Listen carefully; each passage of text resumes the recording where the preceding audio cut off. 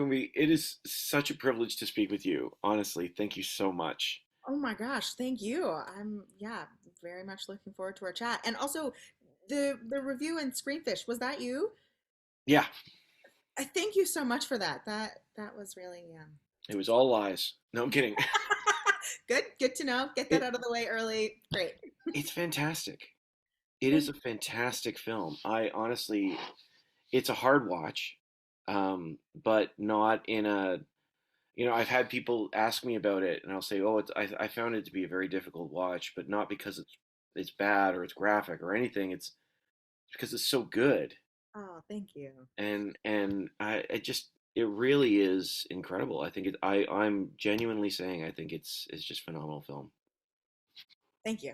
Thank you very much. I'm like, yeah, not Well, where did it come from? Where did the film come from? I think it was one of those things that it was unfortunately happening in our community, and not even just in Halifax, but I had friends in Montreal and who were going to university, and the things were happening in their community, and we just didn't know how to respond. We didn't know what to do, what we were supposed to do, what we should do, and that plus my love of ensemble, my love of character studies, I love chamber pieces. All of those things kind of came together to make us decide that maybe this is something we wanted to explore. This is really what I loved about the film most is the ensemble. This isn't about a film. This isn't a film rather about the actions that take place. It's a film of how do we pick up the pieces after the actions take place, Yeah, yeah. and We that's we what I thought talked was about incredible. yeah. No, just to say that that was one of the reasons we didn't put Megan in the film. We didn't want it to be about what had happened or who it had happened to. It always had to be about yeah, the people, not just the people in the community surrounding them, but specifically the community surrounding Justin. Yeah, yeah. It's such a powerful thing. Um, One of the things that is so incredible. I mean, this is a film all about the nature of consent, and certainly, as a culture, we're in a far better place as this conversation rises to the surface. But I was wondering, like, what do you think it means to navigate these things today? Because this is more like even the issue with Justin, we see later on in the film him and his ex-girlfriend and conversations that develop about that and rethinking of what happened and understanding. I just wonder what do you think it means to navigate those issues today? I mean, I would like to think that yeah, that you're right and that things are changing and the conversation is so different, certainly than it was 5 years ago when we were starting to write this piece. But I do think that there are still major questions or complications or gray areas in these intimate relationships, that the more tools the better, honestly, that we can have. Someone watched the film with their sister and didn't know what a safe word was, like didn't know the phrase or the concept, and so that's exciting to me, that idea that those things are now coming out there and being discussed, things like that. But yeah, I think there's still a long way to go. Well, and there's so many intricacies, and this is like I was again speaking about the film with somebody, and I said, I've seen films that are about an issue and they get preachy. Bystanders doesn't. It does not. But it still has those conversations. It's still like, well, what about it from this perspective? Well, wait a second. What about but this happened, but no, this also happened. So does that mean that this didn't happen? And it's really complex and really complicated. But at least we're having these conversations at this point. Yeah, and I think that tolerance, because I know we had a lot of conversations about the preach factor, the Mm. preach level. We were terrified that we would sort of fall too far, really one way or the other. Like like neither was going to be okay. We absolutely could not like make it okay on one side, but then every time we swung to the other side, that's helping anybody. I don't think that's not moving the conversation forward, because I think once it hits a certain preachiness, you just kind of turn off, and it's not it's not interesting, it's not compelling, and it's also not real, I find. I think. And so yeah, thank you thank you for that feedback, because it was definitely something that we were toying with the whole time. Well, I like you saying that it's not real. Not that the film's not real, but these conversations, if you go too far that way, it's not real because the emphasis in this film sticks with the characters. Um, the issue comes through their relationships as opposed to the conversation through their relationship quite naturally.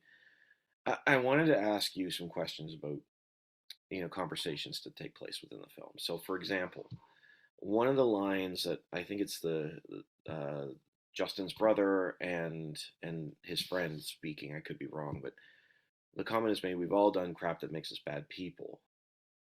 So, do you? I'm wondering from your perspective, do you think there's a conversation to be had about that line between grace and justice and what that looks like?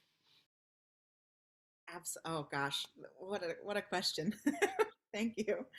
Um, Absolutely. I think, and we were also careful to not make this film sort of go into the legal Yeah, world. Like we needed to keep it so that it could have conversations like that. Like when we talk about badness and right and wrong and all of these things, not that they're not true and valid, but also everyone has a different perspective, and everyone has a different lens that they're looking at these different issues through.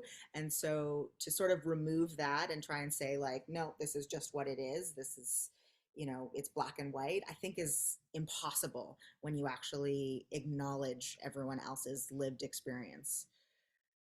yeah, absolutely. And I have to ask too, online culture is embedded within this, sometimes explicitly when discussed, sometimes it's just happening within the film. I love how text messaging, all that just appears on the screen. It's sort of like, okay, well, these things are, and then of course Twitter feeds and all of these things are coming up, whatever. um, I'm just, how do you feel about this sort of world we're in where the internet is its own wild west?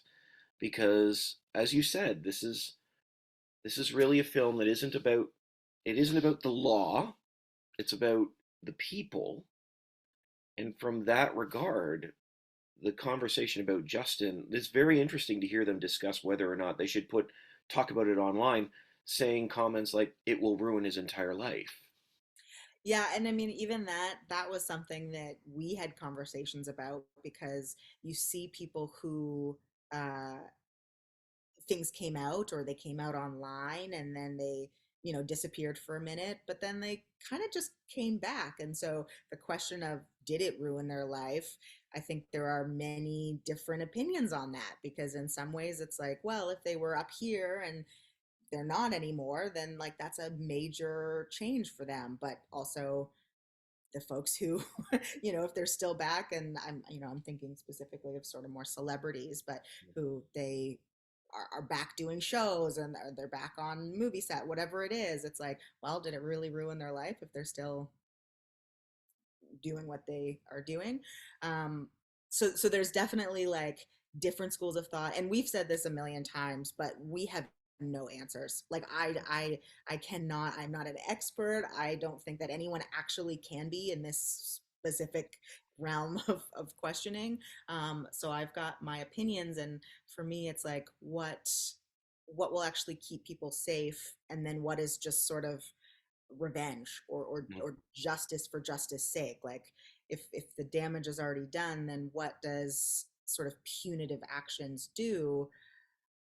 But to be survivor centered, it all has to be led by the person who was actually harmed. And so that's another reason why we sort of took Megan out of it, so that there wasn't sort of a clear, this is what is going to happen, because that would make it too easy, I think.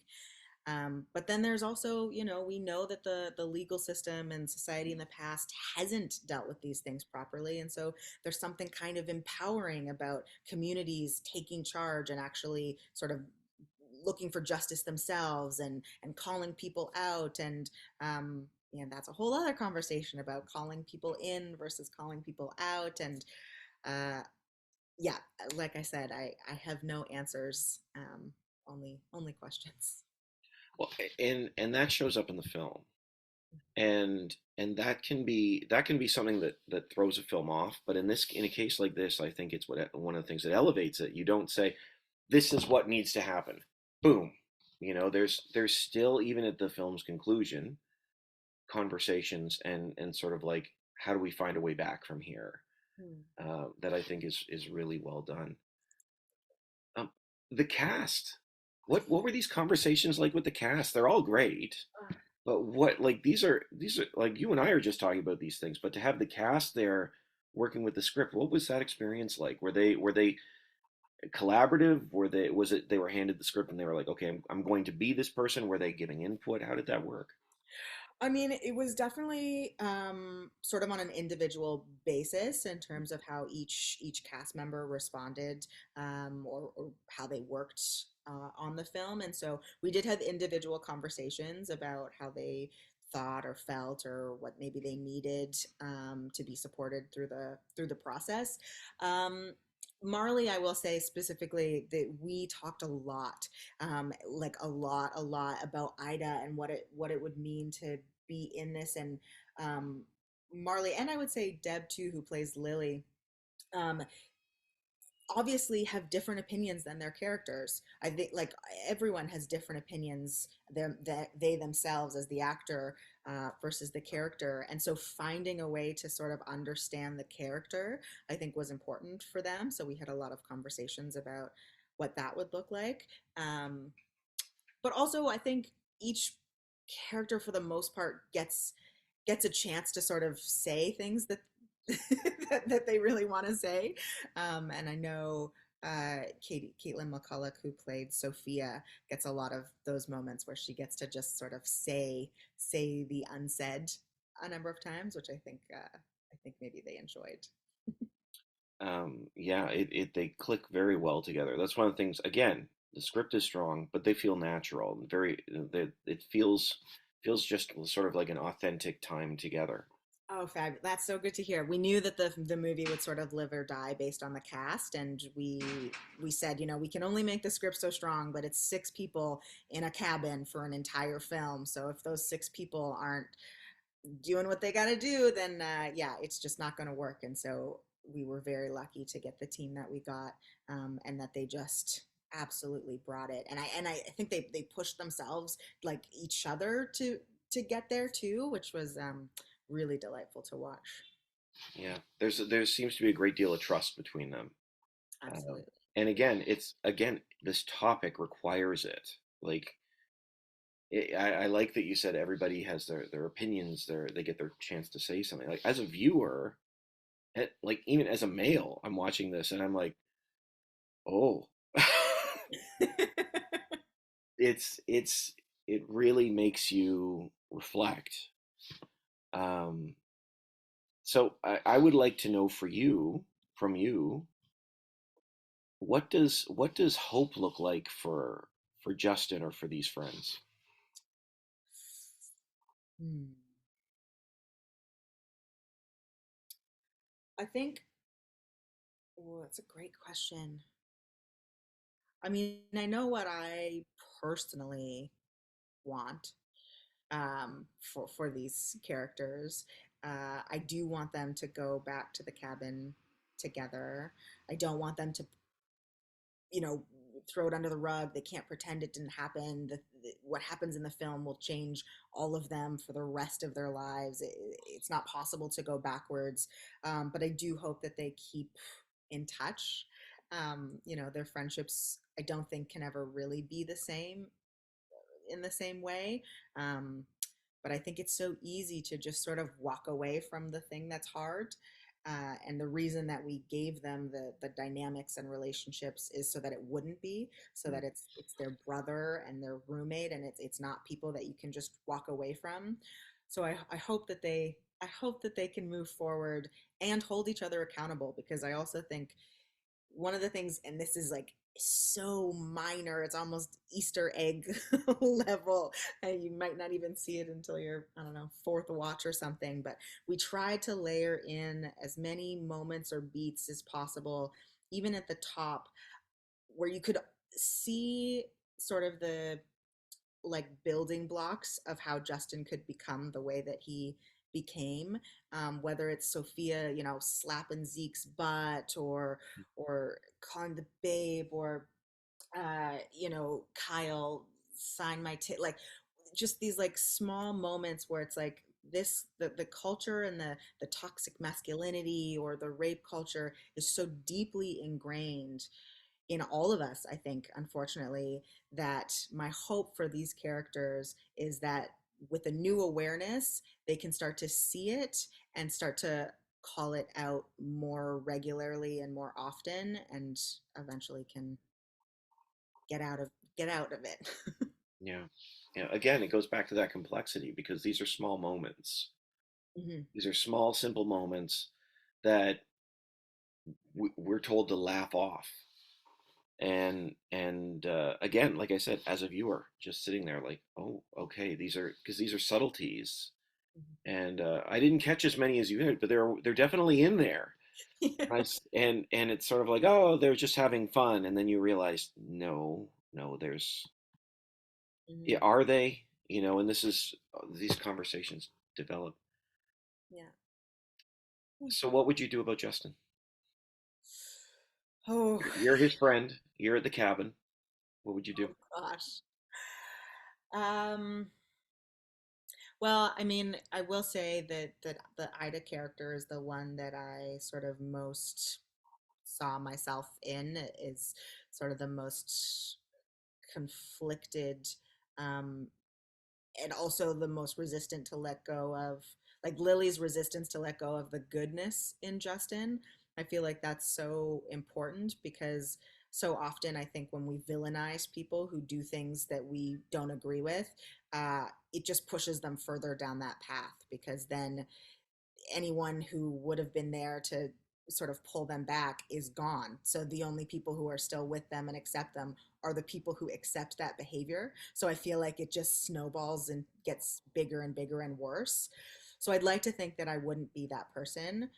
But that being said, I do think that actions should have consequences. And so I don't think I would be prepared to just sort of go along as if nothing had happened. What that specifically looks like, I still, after years of working on this script, I still don't think I have a clear answer. I think it's, completely dependent on the person and the situation and where we all are at the moment. Yeah, yeah, appreciate that. Um, just as we start to wrap up, what do you hope happens? What do you hope people take away from this film? To me, I'm already so I feel so pleased just from the conversations. I mean, even this conversation and the conversations we've had at some of the panels and the screenings. It's a reflection, just even one moment of reflection about accountability and community. And I feel like our job is done. Yeah. I appreciate that. Honestly, Koumbie, I thought it's an incredible film. Thank Thank you you. so much for the opportunity to chat with you. And I'm sure I will not be the only person today. I'm sure I haven't been the only person today saying that to you. But thank you for your time, and I wish you the best. Thank you so, so much. And for your reflections on the film. Much appreciated. Thank you. That means a lot. Thank you. Have a great day. You too.